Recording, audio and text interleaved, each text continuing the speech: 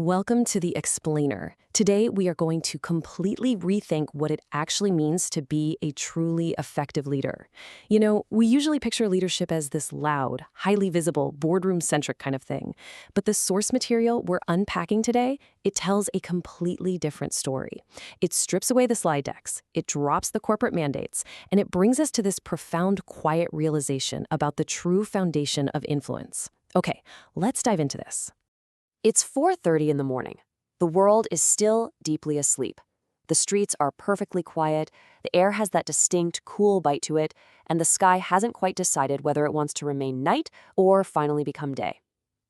Picture a small tea stall standing alone at the corner of a road. In just a few hours, it's going to be bustling and totally chaotic with life. But right now, at this exact hour, it belongs to a completely different world. Section 1, the 4:30 a.m. classroom, a quiet corner before the world wakes. The author of our source text didn't go to this tea stall expecting some grand leadership seminar. They literally just wanted a quick cup of tea. But look at who gathers here.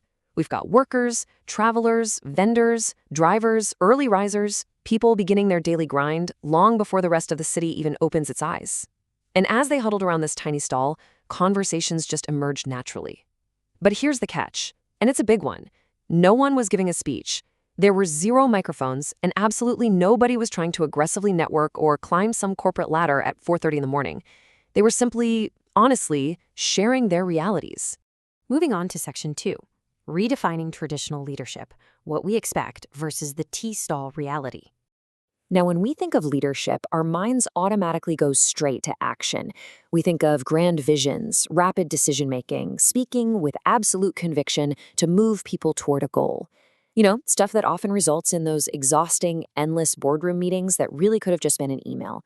But the tea stall presents a totally different reality, and this brilliantly illustrates the contrast. We're looking at action and speaking versus listening and attention.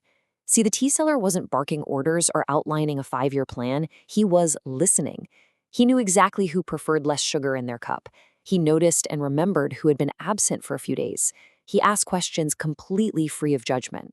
Sure, he was serving tea, but he was serving something infinitely more valuable, his undivided attention. Yet some of the most profound lessons in leadership are not learned while speaking. They are learned while listening. Think about that.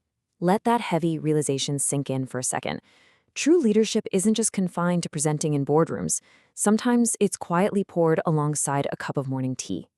Section 3, the mechanics of true listening, decoding the silent skills. In most organizations today, we're constantly pushed to communicate better, right? But listening, it's chronically undervalued. Think about it. How many leaders do you know who enter a conversation just waiting for their turn to speak, completely armed with pre-packaged solutions? True listening is fundamentally different. As we see here, it requires genuine curiosity, setting aside assumptions, and deliberately allowing another person's perspective to expand our own understanding.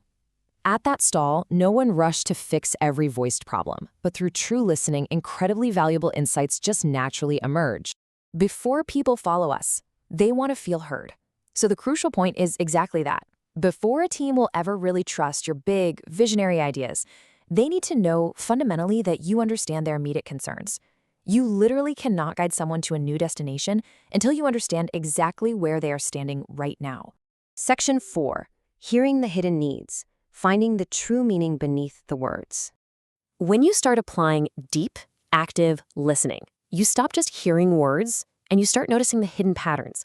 You begin to hear those deep human needs vibrating right beneath surface-level complaints. Now, what's really interesting about this slide is how it maps this out. For instance, when the driver complained about the frustration of rising expenses, true listening revealed it wasn't just about math. It was about dignity. When the vendors stressed over unpredictable weather and daily income worries, well, that was a profound cry for security. And the young workers' career aspirations, they weren't about landing some fancy title, but a deep desire to build a better life for their family. Listening actually transforms mere information into true understanding. Section 5, beyond the boardroom, the ripple of true listening. This is where this 4:30 a.m. lesson scales up rapidly, extending way beyond formal titles. It literally dictates how we interact with everyone in our lives. Let's move to and see how this builds across the board. When parents truly listen, they build unbreakable relationships with their children. When teachers listen, they create environments where students actually want to learn. Managers who listen foster unshakable trust within their teams. Entrepreneurs who listen discover what their customers genuinely value. And community leaders who listen, they understand what their people really need, rather than what they arrogantly assume they need. Section 6, where leadership truly starts. Sustainable influence through trust. As dawn finally broke over the city, a powerful realization hit the author. This humble tea seller was, in every measurable way that actually matters, a true community leader. He held no formal authority, he managed zero direct reports, yet his path was incredibly clear. Step 1, he began by truly listening. Step 2, that listening fostered genuine understanding. Step 3, understanding built profound trust. And step 4, that trust yielded sustainable influence. People gathered around him because they felt entirely comfortable. They knew they would be heard. You know, in our loud, incredibly fast-moving world, surrounded by constant notifications, everyone desperately wants to be heard. But almost no one takes the time to fully listen. Leadership does not start when people hear you. Leadership starts when people feel heard. True leadership is found in the pause before responding. It's found in the willingness to ask just one more question. It's found in the humility to recognize that every single person has a story worth hearing. It means leading not with direction, but with curiosity. Not with immediate answers, but with thoughtful questions. Thank you so much for joining me for this explainer. As we wrap up, I want to leave you with this to really reflect on. The next time you find yourself called to lead, whether that's managing a massive corporate team, building a brand new business, or just simply supporting a family member, will you begin with advice or will you begin with attention? I'll see you next time.